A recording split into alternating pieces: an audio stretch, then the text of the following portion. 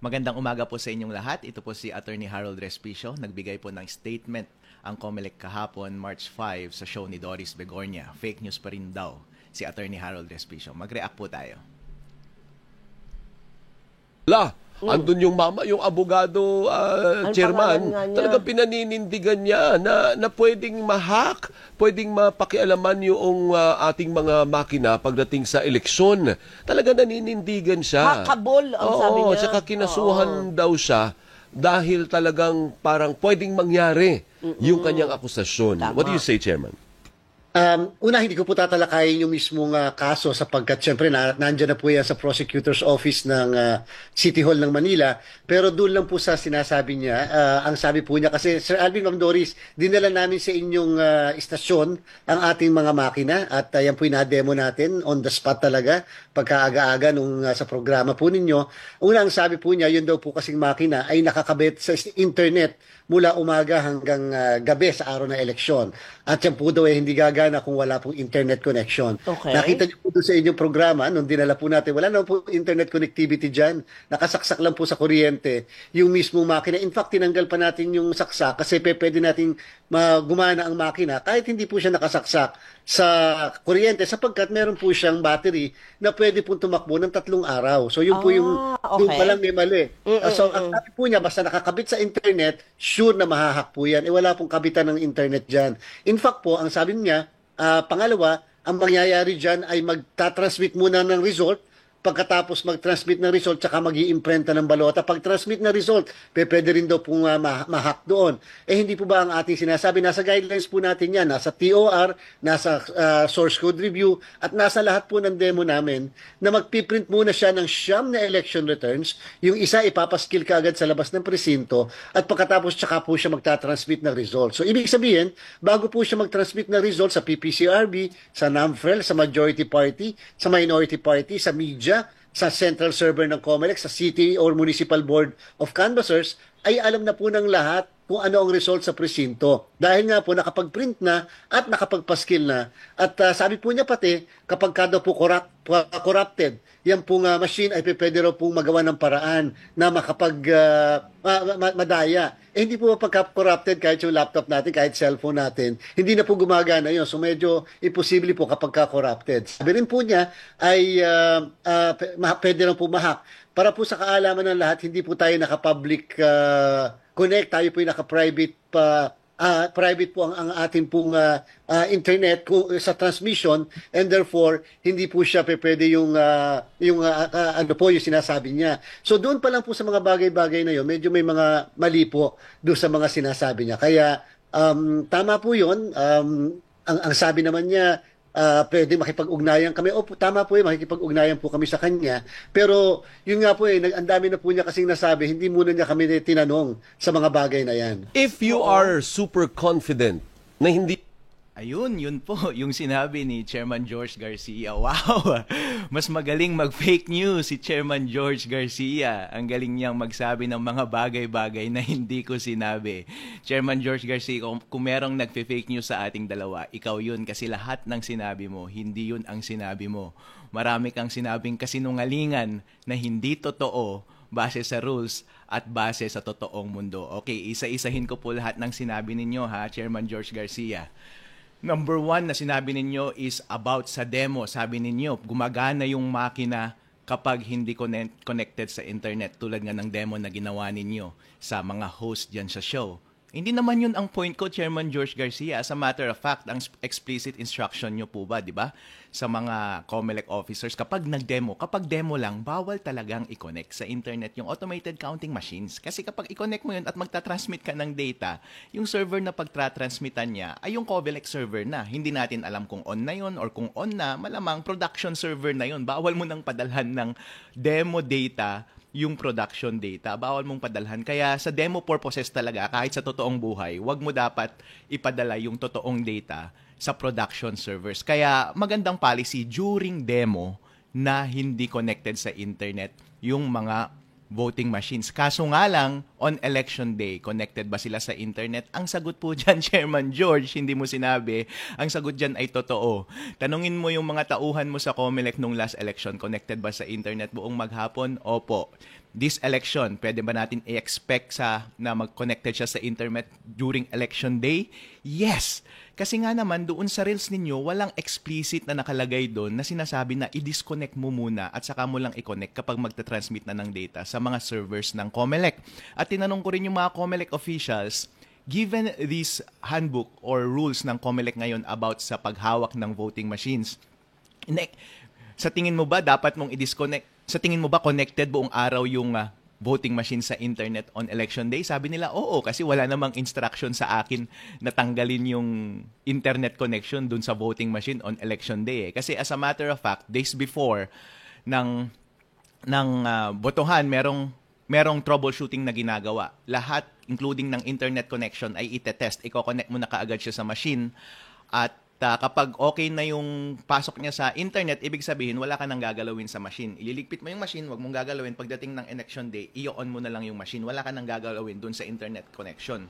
So, ang point ko dun is, pwede mong i-deduce talaga na connected siya sa internet throughout the day. Ang point ko dun is, dapat maging explicit sa rules natin na on the day of elections, dapat may instruction doon sa rules ninyo, Annex B ng COMELEC Resolution 11098, na nagsasabi doon na on election day, i-disconnect mo muna sa internet yung automated counting machine at i-connect mo lang siya after printing ng election returns. Yun lang po ang point ko, COMELEC Chairman. Kasi kapag hindi mo ginawa yun, kahit tanungin mo lahat ng mga teacher ngayon na nagbabantay ng mga presinto natin, hindi naman nila alam about sa IT eh. Hindi nila alam masyado tong issue na to. Siyempre, kung walang instruction, hindi nila gagawin.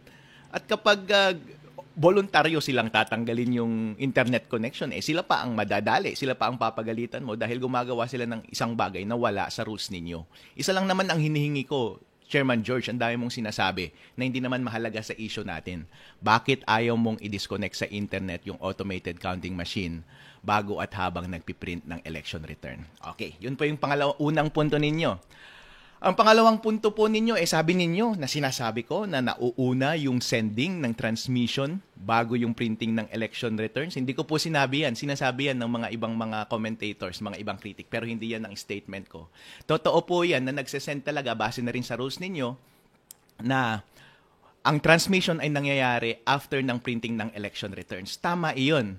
Ang point ko lang is, dapat bago ka mag-transmit ng data, wag mo munang i-connect sa internet. Kasi kapag connected yung counting machine sa internet at corrupted yung source code ng makina na yun, hindi mo naman pala kailangan ng internet kasi hindi ka pa magta-transfer sa COMELEC server di ibig sabihin, binigyan mo lang ng highway yung hacker para ma-access all that time yung makina at baguhin yung score sa loob. Therefore, mababago niya yung final score na nasa election returns. Di wala tayong kaalam-alam na iba pala yung final score sa totoong score na ibinoto ng taong bayan. Yun lamang po ang point ko, sir. Hindi ko kailanman sinabi na nauuna ang transmission kaysa sa printing. Kaya mahalaga talaga na tama na mauna yung printing, pero dapat yung printing bago at habang nagpiprint, hindi dapat connected sa internet yung automated counting machine para walang tsansa na mabago yung final score na nasa print. Period. Kasi kapag hawak na ng mga watcher yung final score na hindi na bago,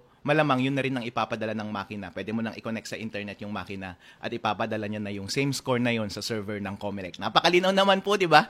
Para ganun po ang yun po ang point ko. Okay, sa pangatlong point ninyo, sir, about sa corruption, halata talagang wala kayong alam sa computer.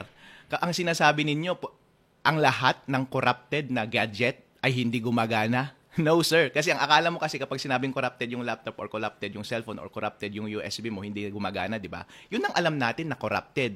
Pero maraming level ng corruption. Ibig sabihin lang ng corruption is hindi buo ang integridad ng source code or gumagawa siya ng isang bagay na hindi dapat niya ginagawa. Hindi ibig sabihin na hindi niya na totally pinapagana yung bagay na iyon.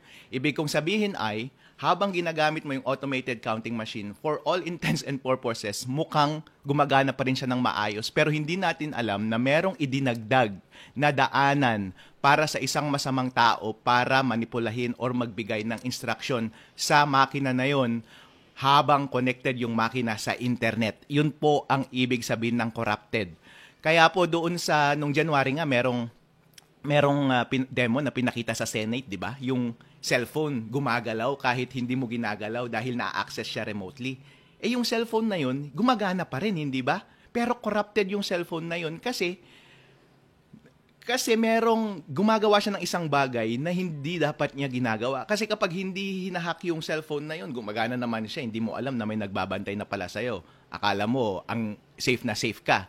Corrupted siya kasi kapag gusto pala ng hacker at connected sa network, yung cellphone na yun, pwede niyang galawin yung cellphone na yun. At nakikita mo nga, ginagalaw yung cellphone na yun. Kaya nga po, kapag basta ang isang makina ay corrupt, ay gumagawa ng isang bagay na hindi dapat niya ginagawa, kahit hindi pa niya ginagawa yung masamang bagay na yun, pwede mong sabihin na corrupted. Chairman George Garcia, ikaw ang fake news. Halatang wala kang alam sa mga bagay na to. Mas maganda siguro na mag-imbita ka ng IT expert at magdebate kami. Okay? Kasi ang ginagawa mo, strawman fallacies lahat to kasi nungalingan lahat, nagsasabi ka ng bagay-bagay na hindi totoo sa totoong buhay, hindi totoo sa rules, at hindi totoong sinabi ko.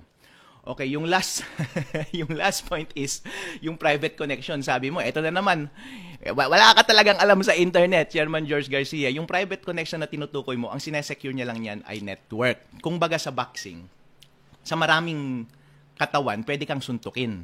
Pero pwede mong protektahan yung katawan mo, pwede mong protektahan yung ulo mo, pwede kang gumamit ng helmet. Pero hindi ibig sabihin na gumamit ka ng helmet ay hindi ka na mamamatay or hindi ka na pwedeng bugbugin. Kasi pwede ka pa rin bugbugin sa ibang parte ng katawan mo. Yung private connection, ang pinoprotektahan niya lang ay yung network habang nag-uusap yung automated counting machine at yung COMELEC server. Pero hindi yun yung point ko. Ang point ko ay iba. Yung mga suntok sa katawan ang point ko, hindi yung suntok sa ulo. Ang point ko is kahit safe yung network, kung bago ng election day or on the day of election ay corrupted na yung source code at merong daanan dun sa source code habang collected sa internet para sa isang hacker na mag-communicate doon sa makina na yon, ibig sabihin, pwede pa rin. Kahit nga private connection, actually dapat private connection ang gagamitin ng hacker kapag magbibigay siya ng instruction dun sa automated counting machines. Kasi maraming mga software service providers na ngayon na hindi na pumapayag kapag nagko-connect ang isang makina sa isang computer machine na hindi gamit ay private connection. Kasi best practice ngayon na sa buong mundo na bawal ka nang gumamit ng public connection. Dapat lahat private connection. Kaya wala nang kahit na sino mang developer ngayon na gumagamit ng public connection sa kahit na anong bagay. Pati nga kapag nag-i-internet ka, akala mo public connection yun, porket internet. Hindi, private connection yan. Kasi kapag titignan mo yung internet mo kapag nagbabrowse ka sa Google Chrome, ang nakalagay dan sa URL address, https:// yung S, ibig sabihin yun yung encryption, hashed. Ang encryption, ibig sabihin, pagkalabas ng data sa computer mo, i-encrypt niya muna para habang dumadaan siya sa highway, sa internet, sa wifi, sa kable sa dagat, doon sa satellite ni Elon Musk, hanggang doon sa destinasyon niya na computer, halimbawa sa server ng website na ina-access niya, encrypted pa rin siya at madedecrypt lang siya pagdating doon sa website na yun para kahit na anong atake na mangyari habang nasa daanan siya, ang tawag doon ay man-in-the-middle attacks, ay hindi mo siya mahahack doon sa network na iyon. Try mong baguhin yung HTTPS dyan sa Google Chrome mo, tanggalin mo yung S. Kasi ibig sabihin, hindi na siya private, public na yun kasi yung S parang secret yun eh.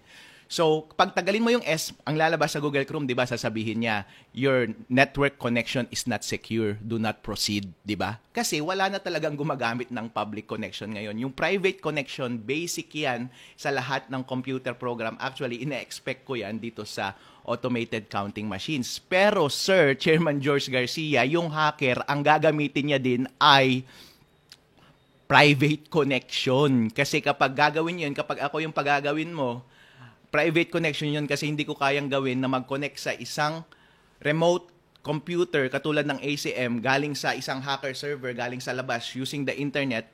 Maraming service providers na hindi papayag na i-connect mo siya doon remotely gamit ang isang public network. Dapat encrypted yung traffic na iyon. Kaya Fake news ka, Chairman George Garcia, kapag sinasabi mo na porket private connection ay hindi na pwedeng ma-hack. Hindi totoo yan. Pwede pa rin ma-hack kasi yung hacker mismo, private connection ang gagamitin niya para i-hack yan. May hack kasi corrupted yung source code at meron ng sariling daan yung source code para sa isang hacker na gawin yung dayaan at yung daanan na yon ay private connection. Alright? Chairman George Garcia, kapag ikaw ay nag-e-explain, akala mo alam mo lahat at pinapalabas mo na sinungaling ako at nagsasabi ka ng mga bagay-bagay na hindi totoo, na hindi ko naman sinabi, hindi totoo base sa mga rules, hindi totoo base sa totoong practice sa IT. Ikaw ang fake news, Chairman George Garcia, dapat ikaw ang kinakasuhan eh. Magandang araw po sa inyong lahat. Ito po si Attorney Harold Respicio. Magandang araw po.